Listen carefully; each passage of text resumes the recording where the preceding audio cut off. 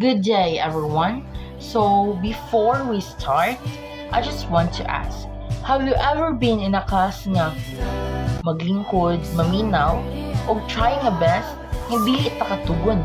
And I think naka-experience ta tanan.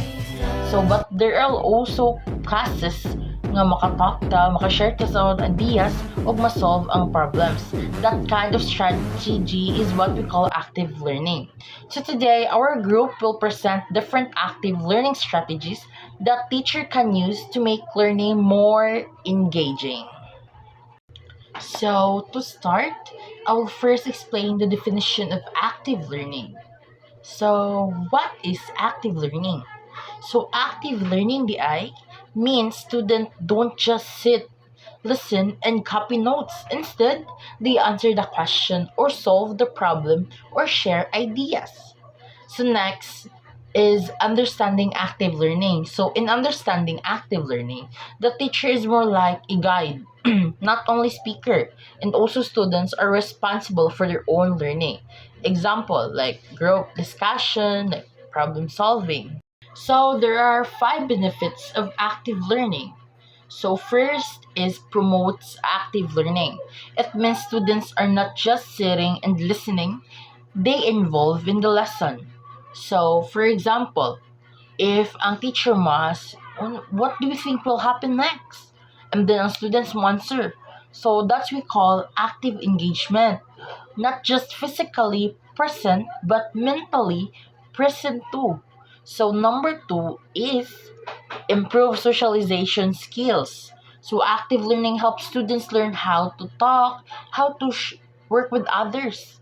So for example, during group work, students share ideas and listen. So mo na para din na sila mauwaw. So the third one is enhances critical thinking. So enhances critical thinking, it also helps students think deeper then dili na sila mag-memorize. So for example, if ang teacher mo basa og book, tapos manguta na unsay nahitabuan ni. So ang students maka-analyze din sila if ma-solve dayon ang problems on their own. So instead, ang teacher mo hatag din sa answer like spoon feed. So mo ni siya ang benefit nga makatabang para makaunaw sila independently. So ang fourth is promotes higher learning retention. It helps students remember lessons longer. So for example, if you listen to a lecture, so after a few days makalimot din ta.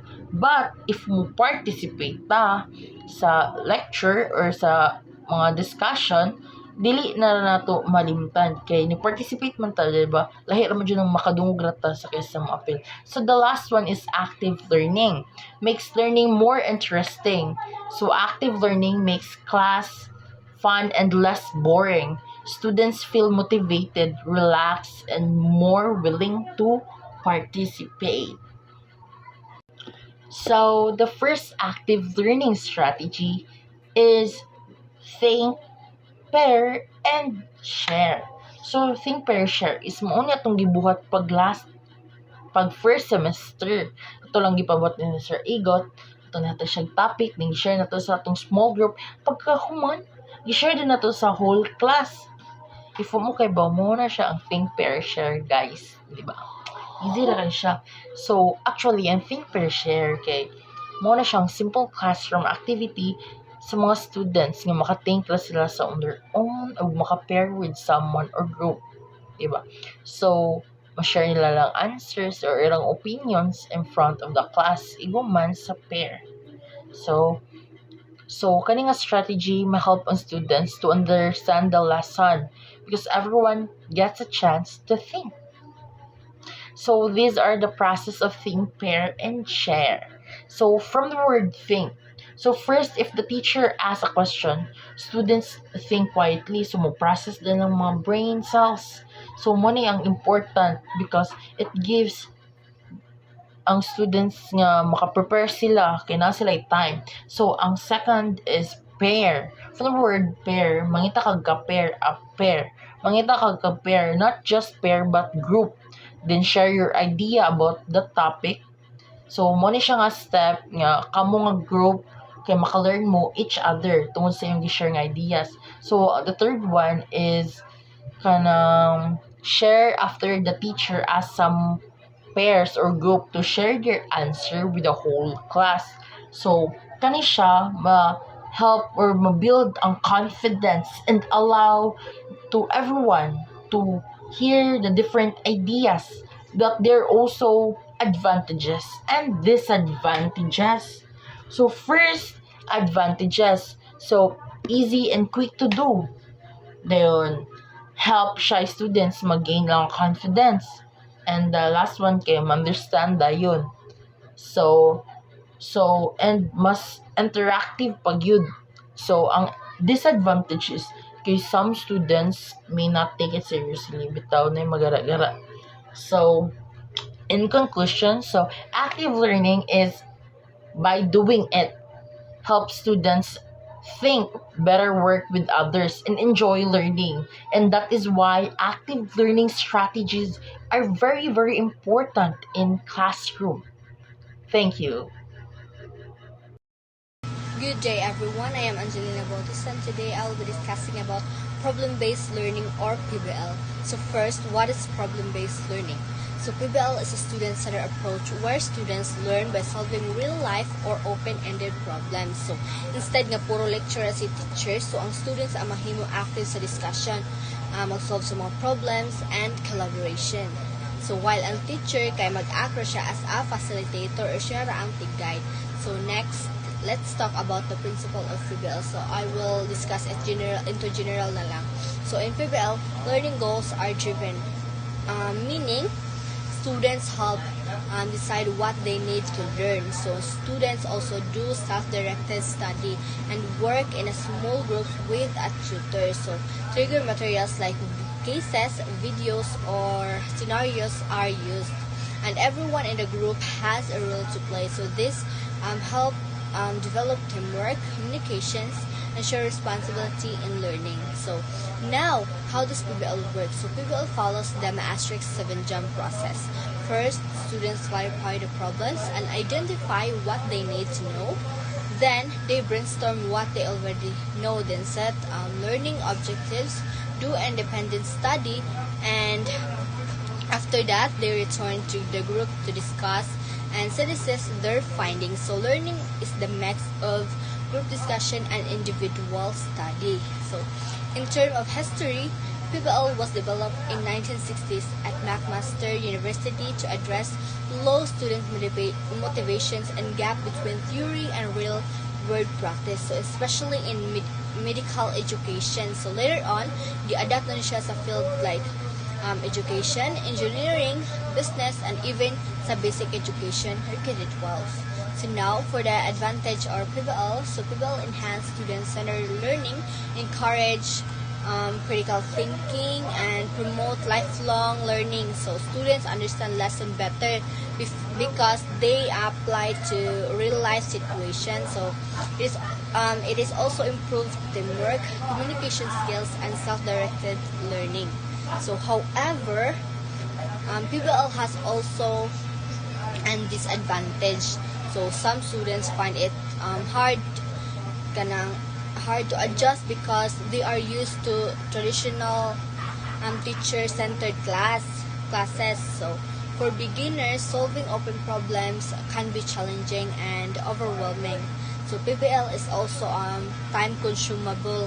So the teacher need to adjust their rule from lecture to facilitator. So assessment can be more complex to compared the traditional exam.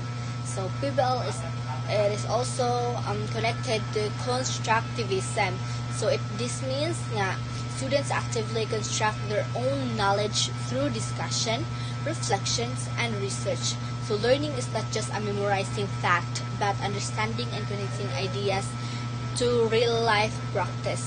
So lastly, collaboration group. So in PBL, students work together in groups. So this helps them break down the complex task, clarify the misunderstanding, and develop 21st century skills like communications, time management, and conflict resolution. So for work to be successful, so teachers should provide a clear rules, guidelines, and expectations. To conclude, problem-based learning is an effective approach that promotes active learning and real-world applications of knowledge. However, so it is also has challenged. It should be implemented with proper guidelines and support. Good day everyone, my name is JGP Tori, and for today's video is I'm just going to report the active learning strategies. So mao ni ang continuation guys sa akong previous ng mga group mates. So ako ang mo report sa Jigsaw method, debates and structured discussion, and case-based learning. So atong first nga i-tackle for today's video is Jigsaw method. So Jigsaw method developed by Elliot Aronson in 1971. So kung unsay inyong kuan sa inyong book if makadung mo Jigsaw method. So syempre makakuan gyud mo nga puzzle ni siya, puzzle piece. Yeah. So tinuod guys, puzzle siya, puzzle. So we as students is considered a puzzle. Why?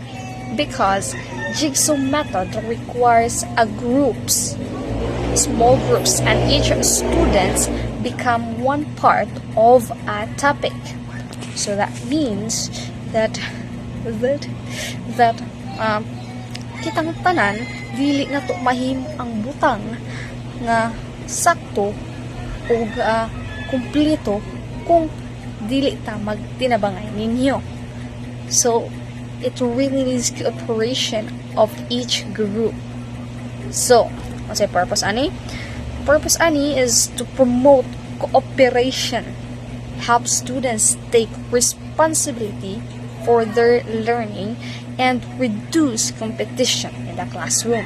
So each students with guys, we are encouraged to participate in such activities on our work so that it would support a deeper understanding through teaching others. So for example, ang gibuhat ni Sir Canillo, di ba? Gitagaan ta niya og kanang lain-lain nga group topic. Yeah, so iyang divides up to us. So this is the process. So he divide the topic into several segments. And the second is assign each student in a group one segment of the topic. So sama, for example, sa mga topic is active learning strategies. So mao na among gi-report hun. Ni sa inyo ha, lahi po ang inyong gi-report, lain po nga topic.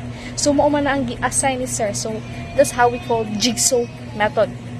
So number 3 is student first meet with experts group. Okay, so unsay nang expert groups?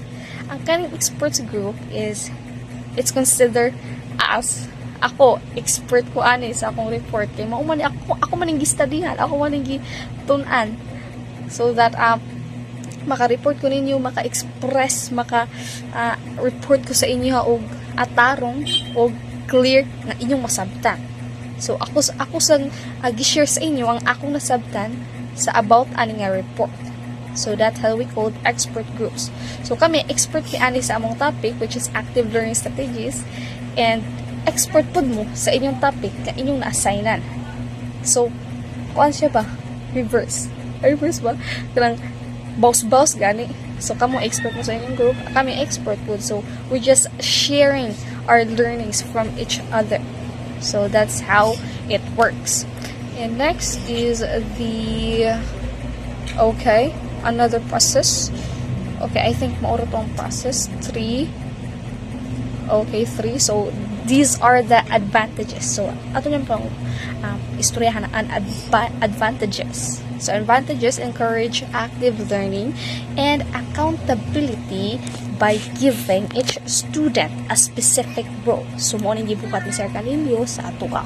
Iyatang gihatag accountability na kanibuhatan ni ninyo nya i-report ni, so that kita nga mga students ato siyang we will take as accountability, no? Ato na siyang i-report, ato na siyang i-discuss ato mga classmates so that ang atong mga nakatunan ato pong ma-share sa ilaha. So that's how it works. So supports collaboration and communication skills akong ibuhat ron. So na we collaborate each of our researches, mga resources nga among gipangita nga para ang mga nakatunan about ani nga topic, so that amo na siyang ma-share sa inyo ha ang among nakatunan. So it's like the same process gyapon. Now, kamo nagbawas-bawas pa ninyo og kanang hatag og learning sa usig-usig. So students teach and learn from each other. So that's how jigsaw method works. Another advantages, reduces competition. So wala di competing siya ay guys, as each member contribution is necessary for group success, no? So tanan gyud na ay dapat mo cooperate, dapat na ay lain-lain assign nga topics, assign nga task, so mo nang giingon ni Sir kanilo nga dapat tanan mo report, tanan mo report sa inyong himuon nga report. Okay?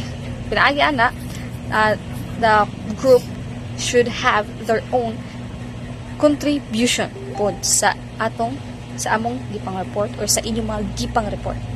So next is the last advantages is can boost confidence and engagement. No? It also helps us makapuntag confidence and engagements atong mga students as future educators, ma-practice po ang atong communication skills. No? Wala gi-practice ta og reporting para for our future life. Nasaba kayo rin. Since each student becomes a mini expert. So, nadyo expert ani. So, karon mini expert pa ta kay student pa man ta. So, mini expert lang sa tadi sa tawag ito expert. Okay. Next is disadvantages. So, some students may rely too much on others. So, di gini na ito malikayan. Ano yung mga uban mga classmate na ito na kuan pabigat. And magsaligra sa kauban. So, mo sa dan disadvantages sa mga group works, sa mga reporting. And also, if a student does not understand their assigned segment, like yung imong kauban sa report, wa siya kasabot sa iyang part na iyang i-report, it really affects the whole group's learning. Ya, kung di maningkamot ang usa, bungkal tanan. So, di ba, di na mahimo ang jigsaw method kung ang usa palpak nga di na mahitabo, di na makumpleto. So sa puzzle pa siya, di siya makumpleto ug nay usa nga dili wa jud nag-atuon o wa nakasabot sa iyang topic or sa iyang asan niya ibutang ang iyang mga nakatunan. So in ana guys, so another disadvantages, success depends on careful planning and clear instructions from the teacher. So magdepende gyud nato, dapat ato gyud huna-hunaon, planuhon ug dapat sakto ug clear atong instruction nga gihatag sa aton ni sir nga nag-assign nato ani. So mao na siya guys. So it really takes unity sa mga groups nato. Okay, so next is case-based learning. So it is an active learning approach. So kani siya guys is it applies in the real life situations to help students think and solve problems. Example ani katong case set is Sir Canelio sa G-class. Si Mr. Ramos daw presented a case about a factory accused of polluting a local river. So the students then investigated the problem like mga detective. Mura tag mga detective aning case-based learning kay atong imbestigahan unsa ni tabo na unsa diha na unsa niha. So moota. So they analyze evidence, discuss the environmental impact no sa mga pollution daw sa river. Itong example ni Sir Canelio sa G-class, and even talk about ethical questions like, is the factory responsible for the pollution? How does it affect the people living near the river? So nadyo mga whys, how, ngano, naunsa na, giunsa na, ana. So nadyo pangutanay na. So kita nga mga students mag-suggest tag mga solusyon na anang problema ha, based on scientific principles. For example, atong sa pollution river nga gihatag ni Mr. Santos, Mr. Ramos sa kanang example ni gihatag sir sa G-class. Si Mr. Ramos daw presented a case about a factory nga gikuanan nga sila day tungod nganong nagkuan ang river polluted siya. So pollution. So kaning as student, for example, they suggest better waste management or stricter environment laws.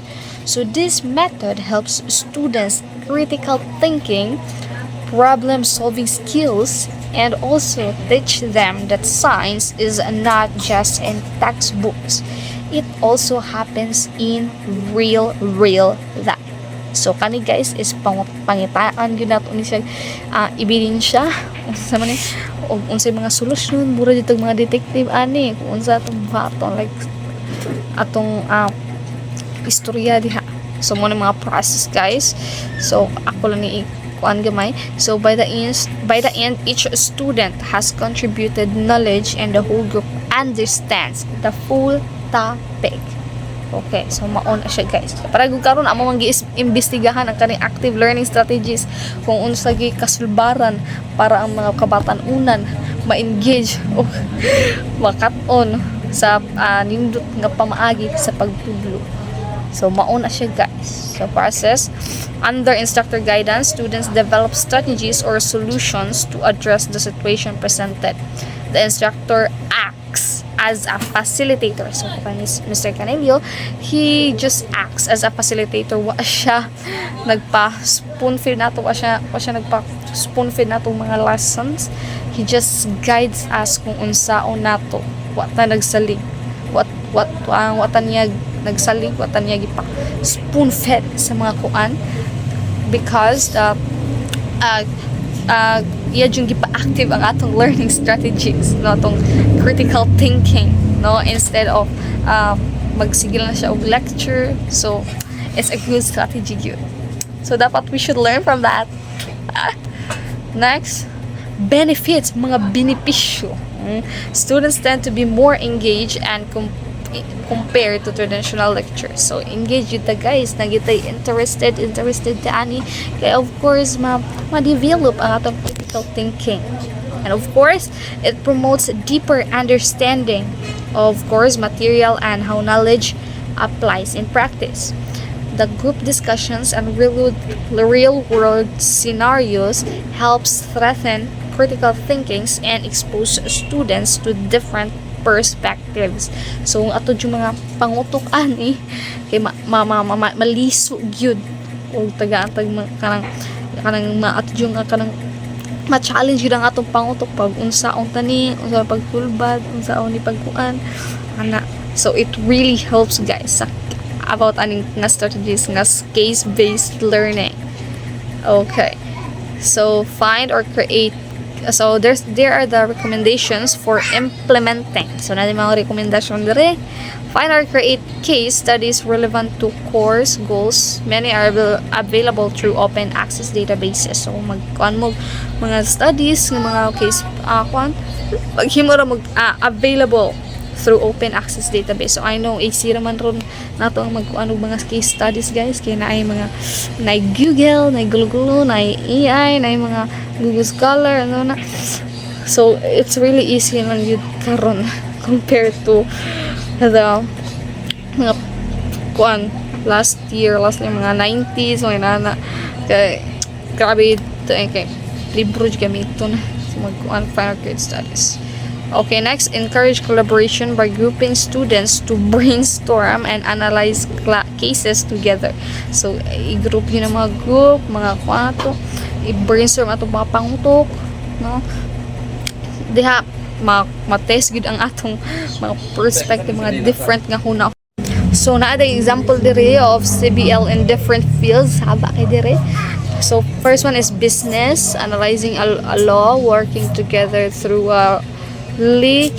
legal company succeeded or dilemma and advising clients failed, no, na kana sa mga business kung unsaon yung pagkuha na ka ng law ana may mga balaod para nang kuan ang kanang studies, no, sa mga different fields or depende ra na nimo kung unsa ang imong ihatag sa maestro nga yung ipakuan sa mga case studies nga unsa inyong mga sulbaron na. So next other example here is science and medicine, like interpreting genetic mutation cases or clinical symptoms, no, kapara sa mga pharmacist kanang mga muhimog mga kuan baka ng mga tambal ilas na nang case based learning, no, ilas na nakuan sa nilang brainstorm na mga utok ana guys kung unsaon ni makaayo ba ni nilang tambala or makasamot ning tambala.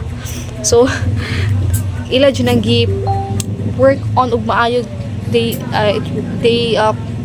develop their critical thinking, their different perspective kung unsaon ni, and of course nasa sila mga clinical kuan gyud kanang mga kanang research about ana. So di ka pagpataka diha mas hindi na naman kanimao. So next is public policy or social sciences, so evaluating real decisions about development aid or public health responses. So napuin ani. So it really depends on the courses yun nga imong i-case imong pangitaag case based learning studies. So so that's how it works. So that's all for the case-based learning. So now we will proceed to the debates and structured discussion. Okay. So kaning activity guys, students discuss and defend their opinions about a topic. Okay, so money debates and discussions promotes speaking skill among students and also enhances their knowledge and critical understanding of the subject. Now I guess kita tanan ninyo nakaagi na tag mga debate pag senior high, pag high school, no, so matest yun ang atong pangtukan ug sa atong mga nasabtan anang tapika, anang word, like for example sa atong PE ato paglas na nag-antag what is most important, physical education or academic subject, what kato. So of course nagkuan gyud kanang nagpasa-pasa yung mga different thoughts and opinions. So that's how it works. And also here, debate is an organized argument or contest of ideas on a topic among two opposing sides. This one, ilang i-defend ang physical education, ang kaning isa i-defend nilang academic na subject. So ana nagbinugno ay na. Sir, pero wala nagbugno. Kanang ira jung stand ilang side or ilang mga perspective or opinions na ilang ikuan. So it's an organized argument good guys. And also you need kanang magdebate mo kanang mga debate, of course you need to do some research. Of course kanang mga formal debates you should do the formal kanang research. Imo sa nang i-research ang imo i-defend ba sila pataka kag kuan. So mauna. So next is the discussion is an exchange of ideas and opinions in a group of people. So mauna siya. So the main goal of the discussion is to have a clear understanding of the topic, an act of discussing the pros and cons of various aspects of a topics or subject or cons. So maoto. So example ani guys, ang students debated the question is nuclear energy a sustainable solution for the Philippines? So of course some students might say yes because nuclear energy can produce a lot of electricity and reduce carbon emissions. Nya na po yung uban group nga ilang side nga ilang i-defend is some students they will say no because of safety concerns, high cost, and possible environmental risk. So kapares ng PE no sa PE nato nga yang i-defend ang physical education subject o ang academic subject. So ang sa usa ning kuan siya dapat naa jud ang PE kay unsa man ang kuan na kanang that's how it kuan basta ana siya like you have to defend your understanding of the topic nga imong ikuan. Dapat na jud kay masabtan before ka mubuga sa imong mga ipatubag. So students must support their arguments with facts and data. Dili lang kay moingon kag like opinions like I think so, kay kuan man good, kay kuan man good, kay kani man good ana. So dili dapat imong ikon ani ka mga opinion gaya ni guys. Dapat you have to do some of critical thinking nga imong na sabtan or do some research of course. So igid ka makakuan diha og magpataka lang ka diha istorya or imo lang gikuan ang imong own opinion diha. So dili jud ka madaog anang sitwasyon na sa mga debate. So there are differences between debate and this discussion. So debate is a formal context of argument between two or more groups of individuals or two or more teams. Always has two opposing sides. One argues in favor and other against the assigned topic. So mao to. And nadji mo yes ug no sa kanang topic og natoy pa. So they have to depend sa ilang topic nga na-assign. So next is the discussion is an exchange of knowledge, ideas, and information between a group of people. So mo ni siya gimerge ni siya ang debate and structured discussion. So it's just the same thing guys, that it really requires improves communication skills, confidence, and critical thinking, while also teaching students to respect different viewpoints. So that how it works in debate and structured discussions. So ayun mga batak na ni uban ring mga debates. So thank you very much everyone for today. And so that's all my part, and I'm giving this floor to another one of my group mates. So thank you everyone, and yeah, bye. Good day, everyone. Good day, sir. I am Eileen Inario, and this is my part. What is role playing? Role playing is an unrehearsed dramatic activity where participants act out a situation or problem. It helps them explore different solutions by stepping into someone else's role, practicing responses, and seeing issues from new perspectives. For example, imagine in a classroom lesson on conflict solution. For example, two students act as friends who had a misunderstanding.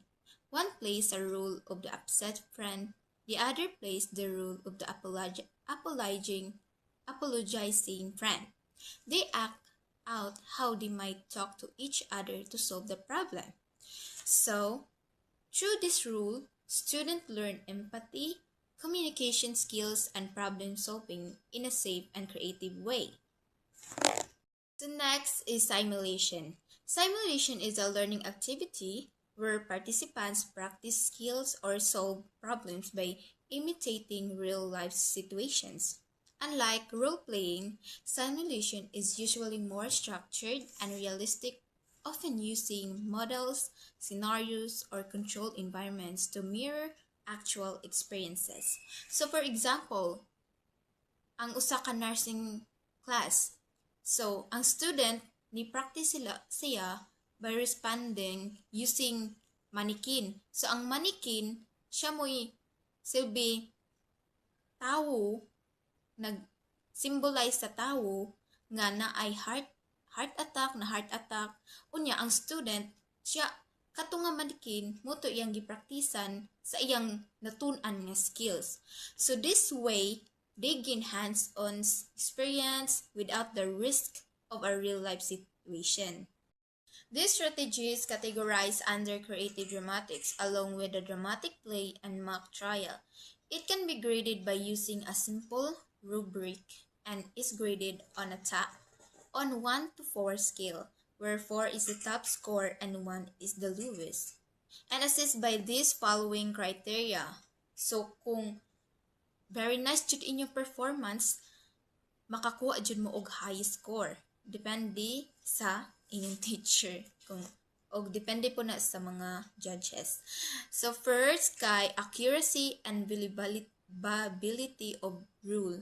Inyong gipabilib nga mura jud siya true nga pagka-acting, true ang feelings, like makabilib po to. What if tinuod din sa real life? So next is clarity of speech. The way kamo istorya masabtan, makasabot ang mga audience, nga dili ka mag-use og laing language, like kanang masabtan rin sa mga audience o sa teacher. So third is expression and body language. Kung nagpakita ba kag expression dira unsa kay expression is more powerful jud na siya kung nay mga performance o giunsa nimo og nagpakita ba og body language. Process. So role-playing and simulation can be implemented through 5 steps. So ang pag-role-playing og paghimo og simulation kay naa jud na siya mga steps kung unsaon or giunsa. So first is initiation and direction. So the teacher introduces the activity and explain its purpose, giving clear instruction on what will happen. Kay kung dili go ka mo give og instruction, maglibog ang mga students. So kailangan jud na ay direction. Second, describing the scenario. So a situation or problem is presented to students understand the context they will act out or simulate. Number 3, or the third one, is assigning the rules. Each participant is given a role to play, such as a teacher, student, nurse, or patient, depending on the scenario. So depende na siya sa mga students or kagrupo nila kung unsay i-assign nila sa ilang member. And next is enactment. So student act out the situation or perform the simulation, showing how they would respond in real life. So muak na sila, i-act na nila ang ilang na-assign ng mga topic kung unsa ilang i-role play. And lastly is debriefing. So after anang activity, syempre, nadyo kay matun-an. So the class discuss what happened, what was learned, and how the experience can be applied to real situation. So nadyo na explanation kay kung maghimo ra ka ana, dili ra man siya kay dula-dula lang. Kung dili kana pud siya nga pag-perform, napud tay mag-gain nga knowledge. So for advantages, make ideas concrete. They turn abstract concepts into real experiences in a safe way. Build empathy. Students learn to understand others' feelings and develop social awareness. So increase motivation. These activities make students more enthusiastic and excited to learn. So maka-excite jud siya kay dili lang sa malingaw ka, but maka-gain po kag knowledge and maka-build. Next is peer teaching and peer review. So what is peer teaching and peer review? So peer teaching is when students teach and learn from each other. One student takes the role of the teacher to explain a topic, while classmates listen, ask questions, and learn. So this peer teaching di ay kay kanang naay duha ka student nga magpartner, which is ang usa muak siya as a teacher. Siya mo'y mas nakasabot ana nga topic kung giunsa. Og ang kana iyang partner medyo nagkalisod pa siya sabot. For example, ako o akong classmate during sa math. So siya master na niya, then ako medyo nalibog pa. So siya murag mahimong teacher nako. Siya mo'y magtudlo nako, i-explain niya unsaon, then ako pod mag-practice po ko. Muas ko niya giunsa na or unsaon na, and then anha na ko maka-learn. So that way maka-engage na pod kay murag ma-build pod imuhang confidence o ma-deeper pud imong understanding ana nga problem. So next is peer review. Peer review or peer assessment is when students evaluate each other's work and give feedback to help improve it. So kaning peer review is kanang ang work sa usa i-feedback sa usa, mag-change sila. For example, during English class, so nagpa-essay ang teacher, unya mag-exchange sila. Pag human ana, i-exchange nila ang paper. So, ang imong partner po, siya mismo ang mo check, mo evaluate kung nabay wrong grammar, kung unsa siya katinuod o mga ideas nga imong nasulat dito. Siya mo feedback or unsa ba na makapasar ba? Then kung ikaw po mo feedback sa iya ha. Like ikaw po mo check sa iyang grammar o unsa imo ka-suggest para ma-better na nga isa ang iyang essay. So dili lang pud sa kay kuan na siya kanang fun but maka-gather po kag mga ideas, like maka-gather ka og ideas, like maka-encounter po kag line, maoday ni, so nakasabot ka, dili rang kay sa imong idea.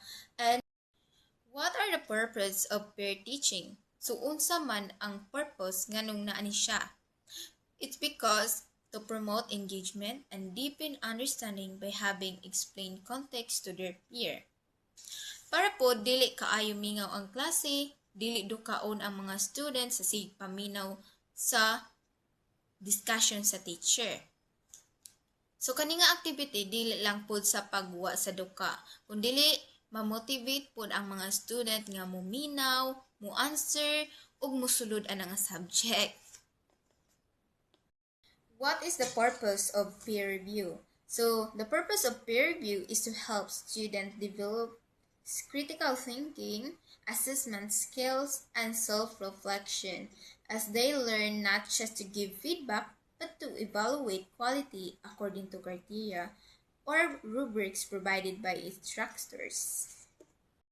So, there are advantages and disadvantages of peer teaching. So what are the advantages? So enhances understanding and retention. So teaching others helps a student remember and understand lessons more deeply. So improves collaboration and teamwork. Students learn to work together and support each other's learning. Build confidence. Explaining concept boosts self-esteem and communication skills. Encourages active engagement. Students became more involved and responsible in the learning process. And develops social and metacognitive skills. So learner improve social interaction. Disadvantages of peer teaching. So student reluctance or uneven participation. So some students may be shy or less active, while others dominate the activity. So not all student ganahan mo participate anang activity, but some na ay ganahan. And then, variation in understanding. Since students have different levels of knowledge, explanation may not always be accurate or complete. So, namin dito tay laylaing pagsabot. So, nadyo'y uban, dili jud tanan na sakto na or kumplito. Next is needs teacher supervision. So, a teacher must guide and monitor to ensure learning stays on track. So, dapat yun mag-monitor ang teacher. Dili lang pasagdan ang student nga sila lang, but i-guide po sila sa mga teacher. So, lastly is requires training and support. So, students need preparation and practice to become effective peer teacher. So, dili lang sila magbinuang. Like, nag-require po ni ang student og support, maka-prepare siya og practice kung saan jud pag more effective na peer teacher. So peer review has advantages and disadvantages. So first, the advantages. Increases feedback frequently. So learners get more input not just from teachers. So dili lang sila sa teacher makakuha og usay usbono nila but sa iya pong peers. So develops evaluative and critical thinking skills, encourages deeper analysis. So promotes self-assessment, helps students reflect on their own work. Lastly, supports inclusivity and differentiation. So different perspectives benefit diverse learning. Disadvantages of peer review. First is accuracy and fairness concerns. So reviews may be biased or inconsistent. Next is potential for misinformation. So incorrect feedback can spread wrong ideas. And lastly, social or confident issues. Some students may feel judged or lose confidence. So, wala ta kabalo kay di lahi ra man jud tag feeling sa uban, nay uban basin i-judge sila sa ka-peer nila, di ba? I-judge sila kung sa karong ilang grammar or unsa ilang nag-gather nga idea sa ilang essay. So, that one of the disadvantages of peer. So next is interactive demonstration. So what is interactive demonstration? An interactive demonstration is a hands-on way of showing something where the audience doesn't just watch but actively participates, clicking, exploring, or testing features themselves. It makes learning or presenting more engaging because people experience the concept or product directly instead of only hearing about it.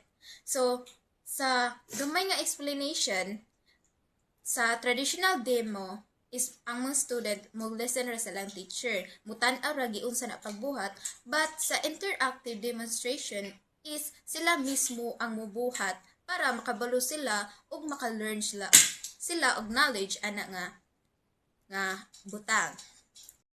So there are 3 process of interactive demonstration. So first, predict, second, experience, and reflect.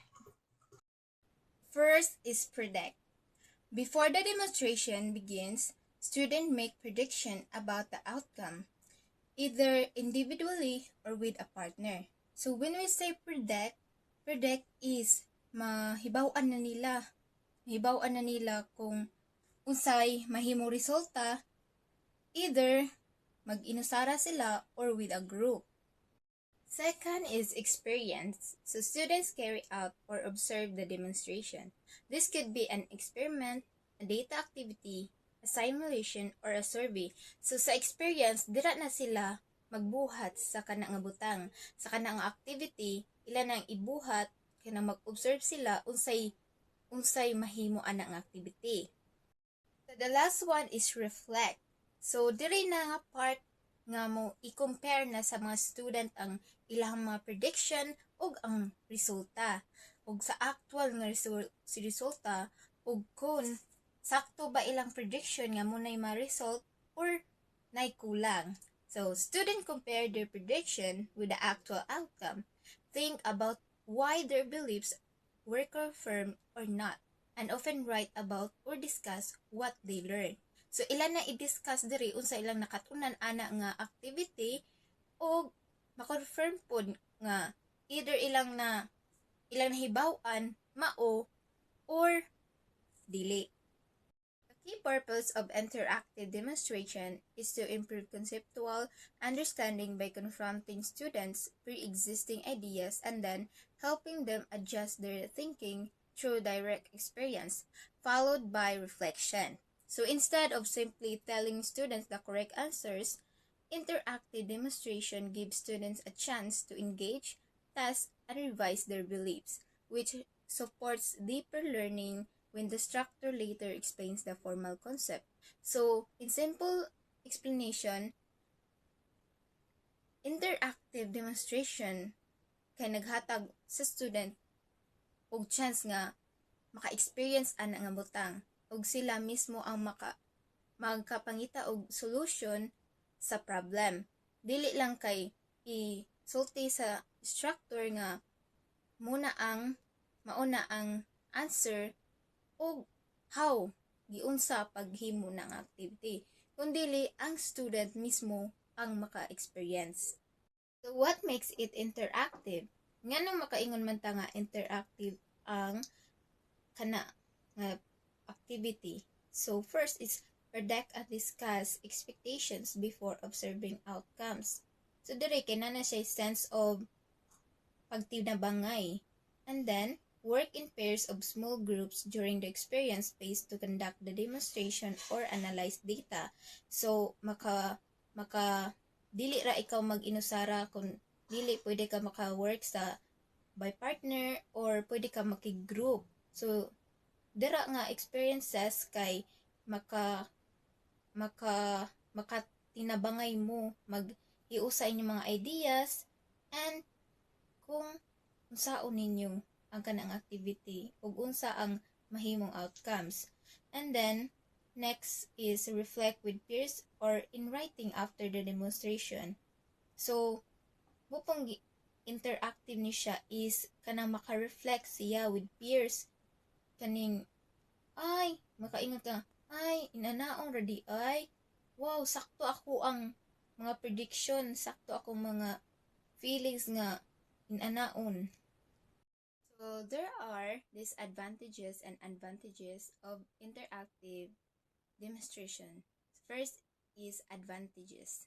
So unsay mga advantage ani nga activity? So greater understanding of concept. So kanang makasabot pa ka og maayo sa unsa nga concept nga imong gipili. Then engages student actively. So mo engage ang student actively. Dili ra sila maminaw, maglingkod, magduka, kung dili sila mismo ang mo experience ana nga butang. Then connect theory to experience. So i-connect nila ang mga theory o sa mga beliefs nila to experience, and then kana nga time makabalo na sila nga mutuo na sila nga sakto or dili na nga ang usa ka activity. And lastly, improves long-term retention.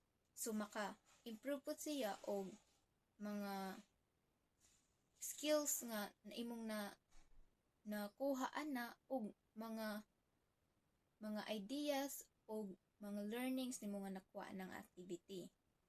So kung naay advantages, naapoy disadvantages. So here are some of disadvantages of interactive demonstration. So first is selecting appropriate concept. So dapat jud ka mo select og mga appropriate nga concept, dili ra ka magpataka-taka kay para makabalo po ka unsa ang ma-predict nimo ug unsay ma-outcome na. And next is careful design of activities. So dapat yun na siya hinahinayan. Dili ka magpataka og butang, dili ka pataka og experiment diha para dili mapalpak. Kay once mapalpak na, ang mapalpak jud tanan. And lastly is time and resources. So time, very limited raman kay ang time, labi na usa ka subject, 1 hour. And then kalas jud na siya time, dili maabot sa time ug mag-need pa jud ka og daghang butang ana. Pili mamahalon ug kalas pud siya sa kwarta. Hi everyone, I am Jomar Isbutay. So today, I will be the one discussing the topic gamification, game-based learning, and flipped classroom. So the first one is gamification. So, ang gamification is the process of integrating game design elements and mechanics like points, rewards, uh, stars, badges, or anything that can into the non-game environment such as classrooms or courses to motivate and engage learners. So, ang gamification means nag-add ka og game feature to normal classroom activity or unsa pa na diha nga nga kanang i-insert rin mo siya sa imong lesson ba. So students may feel more motivated or ma-encourage sila through learning, ma-encourage sila or ma-hook ilang attention gani while learning. So ano na. And then the next one is game-based learning. So ang game-based learning is an instructional approach in which actual games or gameplay are used as the primary means to deliver educational content, promote active engagement, and achieve defined learning outcome. So ang game-based learning nagamit og real game as the main way of teaching. So gigamit niya ang tinuod nga game ba, ang tibok game sa gamification is game feature man diri kay game gyud ang game yang gigamit para sa pagtudlo where students learn sa pagdula na nga game. So moto difference sa duha. Ang gamification game feature ang iyang gigamit. So ang GBL ang iyang gigamit is kanang ang game jud itself. So ang advantages ana nilang duha is it encourages active learning. So ang students are more involved because they participate instead of just passive listeners. So syempre, it encourage active engagement. So kung ma-engage sila na nga activity, so mahok jud ilang attention. More like ang ilang learning ba is moagi sa way nga more interesting siya instead of just nagtungo ka kadiya na minaw and then wala ra duka. So the second one is it boosts participation. So ang more students nga katong dili kayo mo join og activities ma-hook ang ilang attention or more sila ma-encourage to participate or to join activities because ma-experience nila nga ang learning feels more engaging and fun. So mo to out of experience sila lang gani.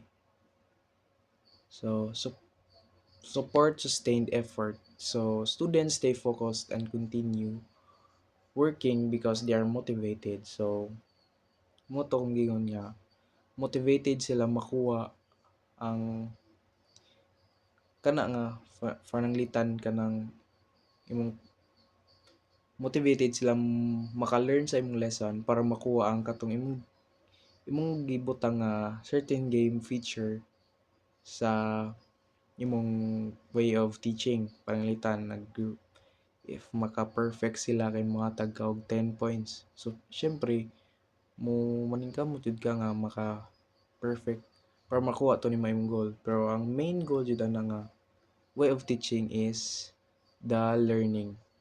So not the reward itself. So the next one is promotes deeper understanding. So syempre students understand lessons better through active involvement. So mo to mo engage ka truly ana nga game. The more you go through that game, the more you understand the lesson. So ina na gani. And then the next one is develops critical thinking skills. So syempre ang students learn how to analyze and solve problems. Syempre kay if depende sad sa game nga imong gihatag sa ila. Ranglitan ang imong game kay kanang kuan sa math nya kailangan makasolve ka na in under 60 seconds. So syempre yan nga yun mo critical thinking skills para masolve mo siya within ana nga time range, approximate time range. So ina na. So the next one is increases engagement and motivation. So mo to ma-motivate ang students to learn kay naman sila ikuan nakita nga goal or reward nga imong gibutang or imong gihatag sa ilaha. Kung nay advantages nasa tay disadvantages. So, ang disadvantages ana is if poorly aligned with learning goals, ang gamification daw mo focus too much on extrinsic rewards, it's extrinsic rewards rather than through understanding. So, moto kung gingon ganiha nga ang students may focus only on their reward, not on the learning or the topic. So ang instead of nga makaton sila ng lesson, ang ilang gi-focusan mayo is makuha tong reward unsa nila to pagkuha. So kailangan jud align ang imong game nga imong gipili or imong game feature nga gipili para dili siya gani layo or dili siya kanang simang ra sa dili ra reward ang ilang makuha or dili ra reward lang makuha, but also the lesson, also the learning of that particular topic. So the next one is designing or selecting appropriate educational games can be time consuming and resource extensive. So kuan gid siya, time consuming gid siya sa pagpili pa lang sa game nga imong pilion, sa paguna-una pa lang sa game nga imong pilion, kung unsa imong ibutang, kung asa nimo siya ibutang, o ang mga props, mga mechanics imong nga para makasabot sila unsa na pagdula. And then moto dili sad kayo taas dapat imong game para dili siya mo cover up sa whole class time, para cover up gani ang lesson, mapasabot pa nimo sila ba. And the next one is games may not cover our curricular requirement if used in isolation. So dili tanang lesson matudlo ana using games alone. So dili jud tanang lesson matudlo ni mana. Di kay more like maak ak lagi maak ra gani siya, as mahug ra gani siya nga kuan kanang icebreaker mo games, kay dili man jud tanang lesson maagi through games nana. So moto ang iyang disadvantages.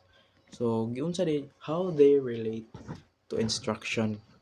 So ang gamification may be applied across existing lessons, adding game mechanics to tasks like quizzes or discussion.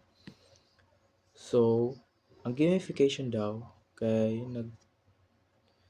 kan mo-apply siya across existing lesson, like ang teachers mag-add og game elements to normal lessons to make them more fun and interesting.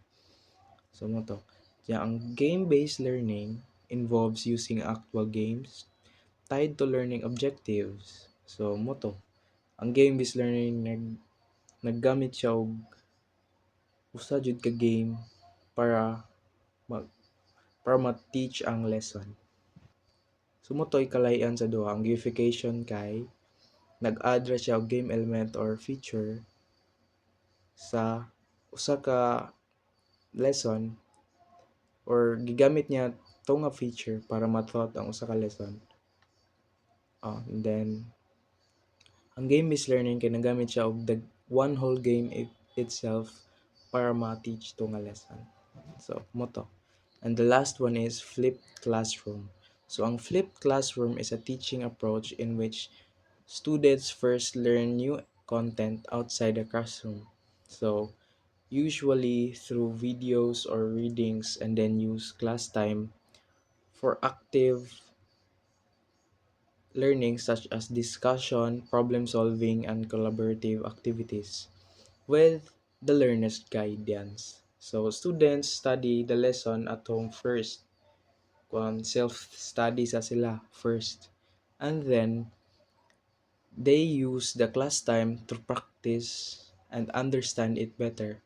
So more siya, so it says the name itself, flipped classroom. So ang classroom nahimo ng kanang balay. So ang katong balay nahimo ng classroom. It is because sa balay man ka mag-study sa lesson, and then ig-abot nimo sa eskwelahan, usa pa nimo siya kanang i-go through, i-break down ang imong nakat-unan or na studyhan sa balay. So more like ang classroom mag-act siya as kanang murag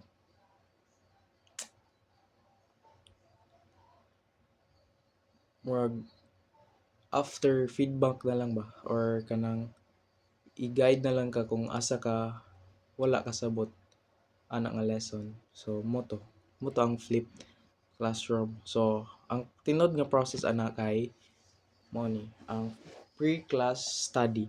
So students watch videos or maghatag ang mga maestro og read read materials before class para to prepare the lesson in advance. The next The next process is time in class is used for collaboration, discussion, and problem solving. So, ang class time nakafocus raon siya sa pag-breakdown sa pag-activities and interaction. So, mo siya reflection na lang siya ba sa student sa topic, dili na ka mag ila-ila pa. So, di na ka mag-ila-ila sa topic kay nabal-an naman siya sa lesson in advance. So the last process is the instructor acts as a guide or coach. So ang teacher dili na siya mo lead ninyo or di na siya mo tudlo ninyo kung unsay dapat ninyo buhaton. Ang teacher ra mo feedback ra sa imong gibuhat. For example, um gipa gipa-solve mo. So ang teacher dili na siya mohatag og unsaan nimo siya pag-solve kana nga formula imong gamiton. Unahon nimo na siya solve. So ang teacher mo feedback na siya nimo kung unsay angay nimo buhaton, like kana mali na siya.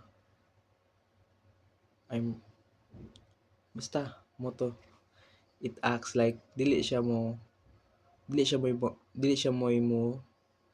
lecture ninyo ba, dili siya mo lecture, mo guide ra siya kung asa mo na na nawali or nalikoy. So ang advantages anang flipped classroom is more student-centered learning. So ang student focus siya nga way of teaching instead of kanang nagtan-aw ra mo tanan sa teacher. So kamo ang nasa tunga. So kamo ang importante. It takes more, ang student nag-take og more active role in learning. Ano. So the next one is teacher can guide their learning. So syempre ang teacher maka serve maka kanaging makita gid niya ang progress sa ilang learning. So maka-focus sila kung unsa nila pagtudlo more sa students and para makasabot sila ana nga topic more. So pasabot niya maayo ba. And then the next one is individualized pace. So moto ang students can learn at their own pace instead of mag-apas ka sa teacher nga nag-discuss diha niya. First sentence pa imong nakapy na siya sa next slide. So ina na gani. So you can learn at your own pace or at your own speed. And then the next one is better interaction. So students maka-share gid sila ilang learning sa ilang peers or maka-communicate sila sa ilang teacher more because there's a plenty of time. Kay ang class time ba kay gigamit ra sa pag feedback or pag deeper understanding na, dili na sa pag-ila-ila dili na pag-introduce sa lesson. So mo to ang limitation of criticisms ani nga way of teaching is digital divide or equity issue. So dili tanang students na access sa internet or devices nga imong gihatag para sa ilaha or sa mga materials nga mihatag sa ilaha. Pero I disagree kay pwede pwede man ka mohatag og physical copy sa imong mga kuan gani mga imong materials nga ihatag sa ila. So 50-50.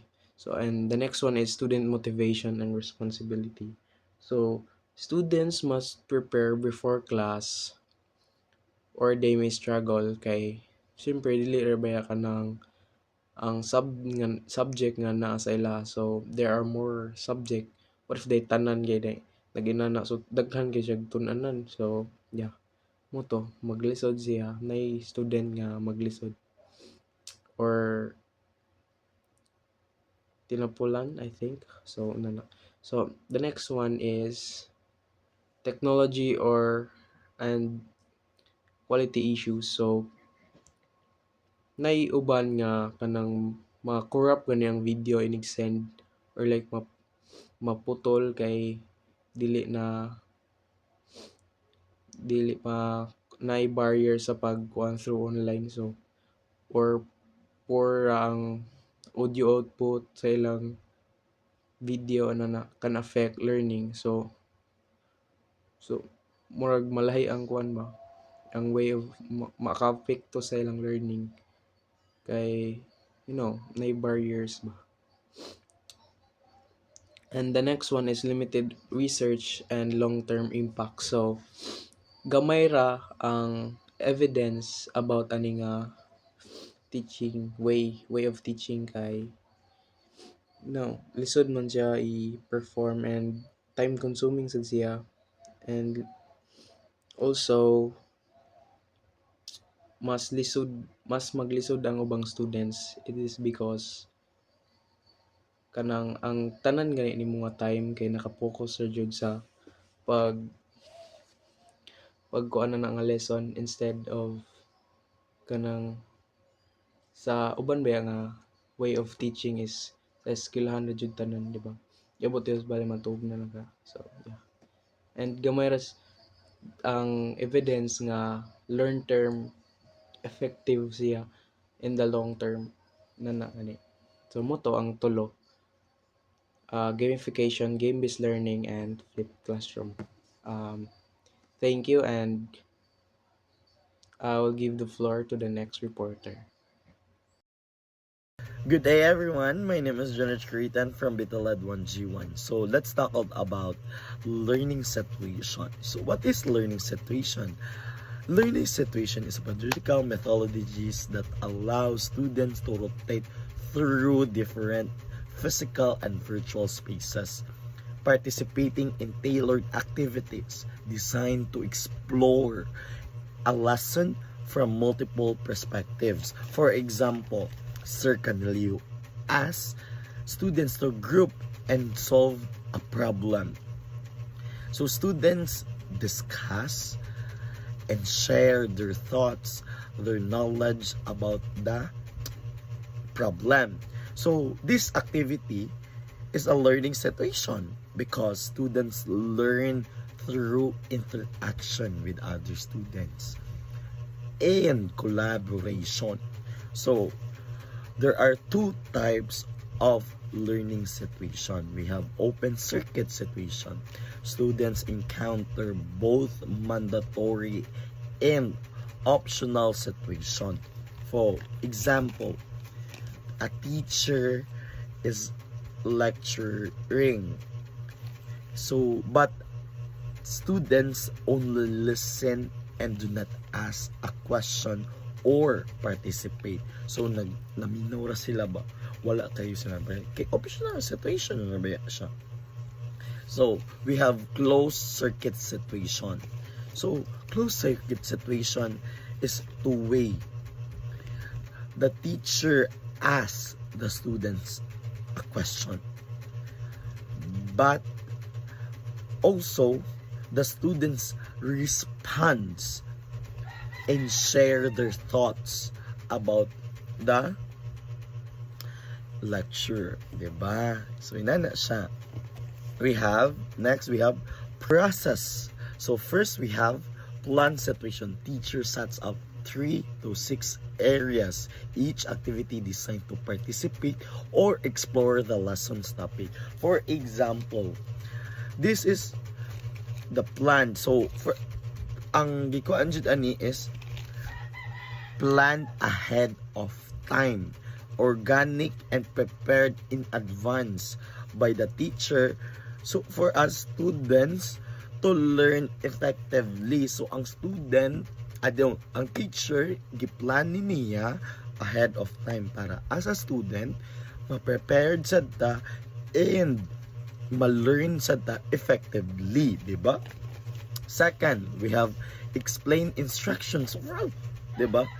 Students are told how long to spend at each situation and what to do. So, from the word explain instruction, so for example, as a student, we need to learn from the explanation of the teacher. So, for example, ani kay math situation, gi-teach sa teacher, niya gi-explain pa jud nato. So that is explain in instruction. So and ana siya for example. Next, the third one is the rotate group. Students move one situation to another after a set of time when tasks are complete. So ang kana siya is one group, for example, one group is experimenting. The next group is answering a question. So ahead of time ana niya is mo rotate na siya from one another anytime.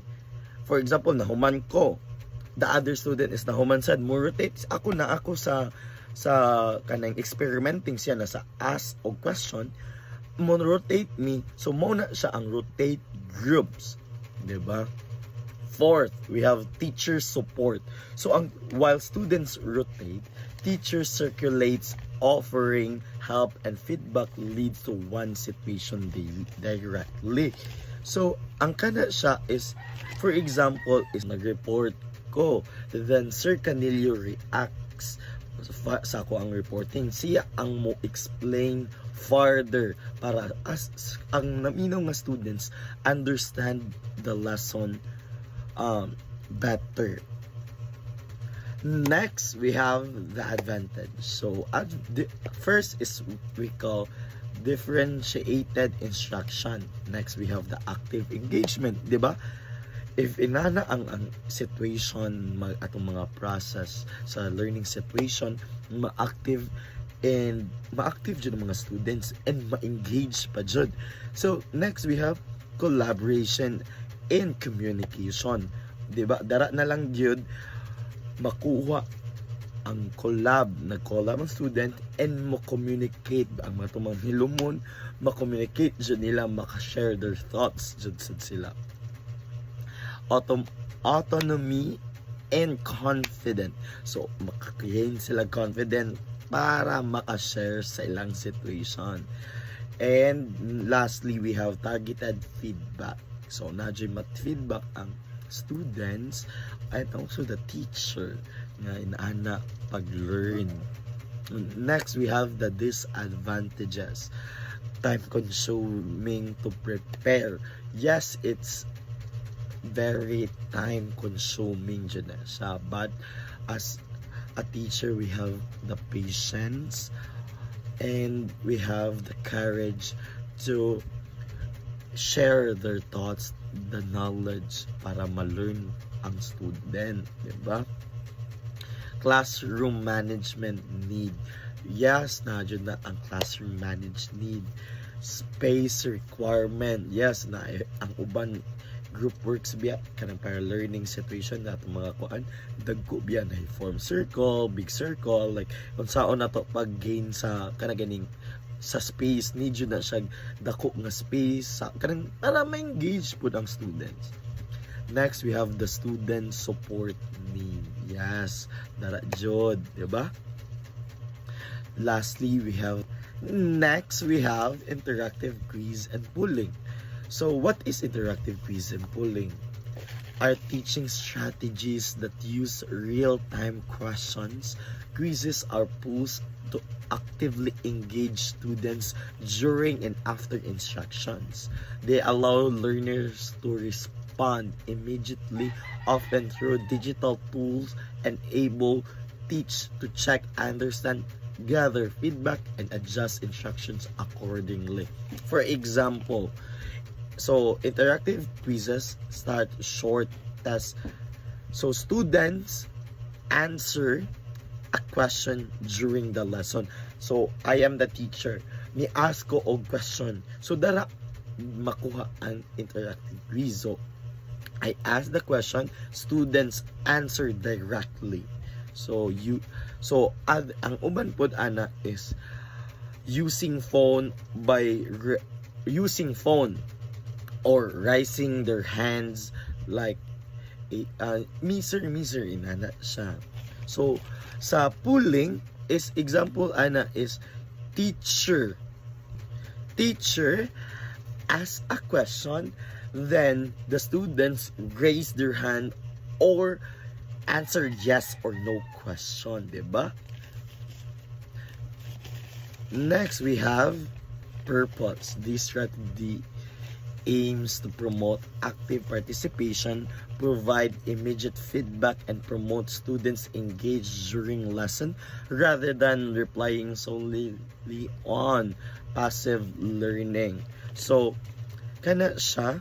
For example, if the student understood the topic and they answer incorrectly, the teacher explain the lesson again for us students to be learn the lesson and gain knowledge para masakto na ato ang tubag, di ba?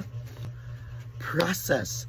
Teacher pose question during the lesson and the student responds individually using clickers or mobile devices, so mga cellphone, or online platform. Results are displayed instantly. So makanang nasa mga messenger mo ang teacher answer this directly and pass it now. O na. We have the advantages and disadvantages. So the advantage encourage active engagement. Yes, that's correct. Makes learning more interesting. Yes. So the disadvantage is resilience of technology, possible technical issues, can be loading, limited depth of responses of complex topics, kanang mga kuan, and the need of careful question design to ensure meaningful learning. Next, we have concept mapping and visual learning. So what is concept mapping and visual learning? Involve the use of visual tools such as concept mapping, diagram, charts, and graph organizers to respect the relationship between ideas and support deeper understanding of concept. So what is visual mapping? So for example, kanang concept mapping is kanang mga diagram, mga using chart kanang visual mapping, pictures, ana siya ang visual mapping. Kaya ang uban students ma-learn man jud ana na makakita sila mauday na siya, di ba? We have the purpose. The goal is to help learner to organize information in concept prior knowledge with new ideas and develop meaningful understanding rather than memorizing isolated facts. So for example, the students understand directly, like maka-understand na yun sila, more engaged po sila. And if example next week na maka-remember gihapon sila kay tungod napakita man and explain nila sa teacher, og tarong. So how it works, students create visual perspectives that shows concept that the relationship between them of using linked words or allows this to explain how ideas are connected. These maps can be teachers' guides for students generate. So we have advantage and disadvantage.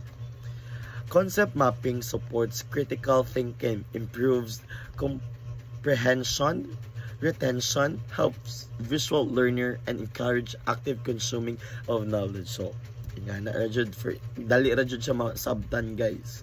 And we have the disadvantage. Some students may find concept mapping difficult. Nadyo uban no kanang maglisod. Kay dili man gud ilahang kanang maglisod sila kanang kanang ganing ma-learn.